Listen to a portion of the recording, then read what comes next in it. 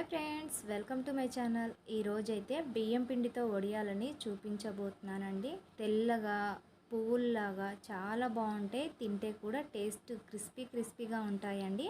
మరి ఈ బియ్యం పిండి వడియాలని చాలా ఈజీగా ఎలా చేసుకోవాలో ఇప్పుడు చూసేద్దాం. ముందుగా ఒక గిన్నెలో 2 గ్లాసుల బియ్యం పిండి వేసుకోవాలండి. మీరు మెజర్మెంట్ ఏదైనా తీసుకోండి, గిలాస కానీ గిన్నె కానీ ఏదైనా తీసుకోండి. నేనైతే గ్లాస్తోనే చూపిస్తున్నాను. 2 గ్లాసుల బియ్యం పిండిని గిన్నెలో వేసుకోవాలి. 2 గ్లాసుల నీళ్ళు వేసుకోవాలండి. ఇప్పుడు వేసుకొని పిండిని కలుపుకోవాలి. ఇలా పిండి కలుపుకున్న తర్వాత మరొక గ్లాసు నీళ్ళు వేసుకోవాలండి. పిండి కొంచెం ఇలా ఉండాలి, చూడండి వీడియోలో చూపిస్తున్న విధంగా ఉండాలి పిండి.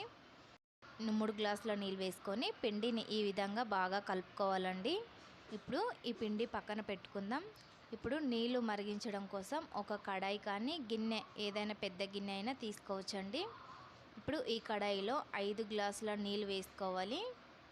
మొత్తంగా 8 గ్లాసుల నీళ్ళు తీసుకోవాలండి. 2 గ్లాసుల బియ్యం పిండికి 8 గ్లాసుల నీళ్ళు తీసుకోవాలి. ఈ నీళ్ళని స్టవ్ పైన పెట్టుకొని అయితే మరిగించుకోవాలండి. నీళ్ళు మరుగుతున్నప్పుడు 1 టీ స్పూన్ వరకు ఉప్పు వేసుకోవాలండి. నేను వేసిన వీడియో క్లిప్ అయితే మిస్ అయింది, మీరు చేసుకునేటప్పుడు అయితే వేసుకోండి. నీళ్ళనైతే ఇలా బాగా మరిగించుకోవాలి. చూడండి, నీళ్ళు ఇలా మరుగుతున్నప్పుడు కలిపి పెట్టుకున్న బియ్యం పిండి అయితే వేసుకోవాలి. నీళ్ళను ఇలా కలుపుకుంటూ పిండిని అయితే వేసుకోవాలి, అలాగైతే ఉండలు కట్టకుండా ఉంటుంది. చూడండి, పిండి ఇలా గట్టి పడుతుంది. ఇంకొద్దిసేపు ఉడికించుకోవాలి, ఇంకా గట్టి కావాలి. ఈ విధంగా ఉండాలి. చూడండి, ఇలా బాగా ఉడికిన తర్వాత స్టవ్ను సిమ్లో పెట్టుకొని మూత పెట్టి 2 నిమిషాలు ఉడికించుకోవాలండి పిండిని. ఇప్పుడు చూడండి, 2 నిమిషాల తర్వాత పిండి ఇలా బాగా ఉడుకుతుంది. ఇప్పుడు స్టవ్ ఆఫ్ చేసుకోవాలి. ఇప్పుడు ఇందులో నువ్వులు వేసుకోవాలి, వాము వేసుకోవాలండి. ఇవి వేసుకొని పిండిని మళ్ళొకసారి బాగా కలుపుకోవాలి. చూడండి, పిండిని ఈ విధంగా కలుపుకోవాలి. ఈ పిండి చల్లారాలండి. చూడండి, పిండిని ఇలా చల్లారబెట్టుకోవాలండి. ఈ పిండి చల్లారిపోయింది. ఇలా చల్లారిన తర్వాత గట్టిగా ఉంటుంది పిండి. మురుకులు చేసుకునే మిషను ఉంటే దానితో అయినా వేసుకోవచ్చు, లేదంటే ఇలాంటి ఆయిల్ కవర్ కానీ పాల కవర్ కానీ తీసుకొని ఇలా పైన కట్ చేసుకొని పిండి వేసుకోవాలి కవర్లో.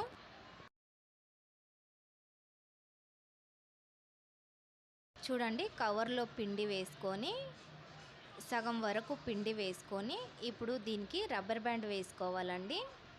టైట్గా రబ్బర్ బ్యాండ్ వేసుకోవాలి.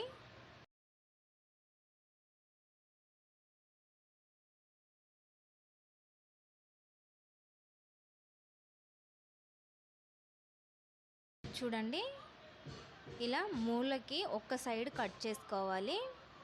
ఇలా ఎడ్జెస్ లేని సైడ్ కట్ చేయాలండి.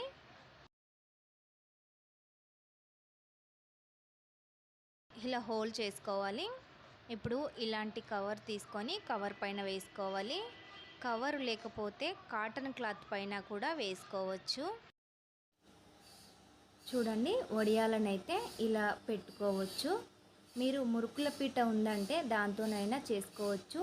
మనకి దానికంటే ఇలా కవర్తోనే వేస్తేనే తొందరగా పిండి అయిపోతుంది. వడియాలు పెట్టడం కూడా చాలా ఫాస్ట్గా అయిపోతుందండి.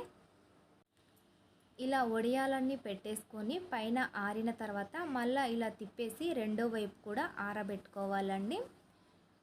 అలా అయితే బాగా ఆరుతాయి.